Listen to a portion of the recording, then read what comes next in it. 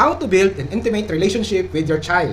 First, be parent-friendly. Matuto kang yakapin yung anak mo, have fun together, laugh together. Yung bang iparamdam mo sa anak mo na nag-i-enjoy ka, na kasama siya, kasama sila. Yung bang mas pipiliin mong kasama yung anak mo o yung kasama yung mga anak mo kaysa sa ibang tao.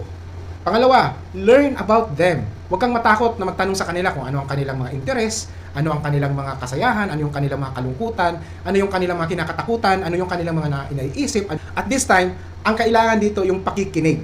Hindi dito kailangan yung inyong opinion o yung advice. Pangatlo, let them know about you. This time, apply the principle of open communication. So share to them ano yung inyong mga prinsipyo, ano yung iyong mga experiences, mga natutunan mo sa buhay, mga pagkakamali mo sa buhay, at kung sino yung mga naging impluensya mo sa buhay. Ikaw, nahihirapan ka ba o madali lang ang magkaroon o mag-establish ng intimate relationship sa iyong anak? Please, pakishare naman ang iyong experience sa ating comment box.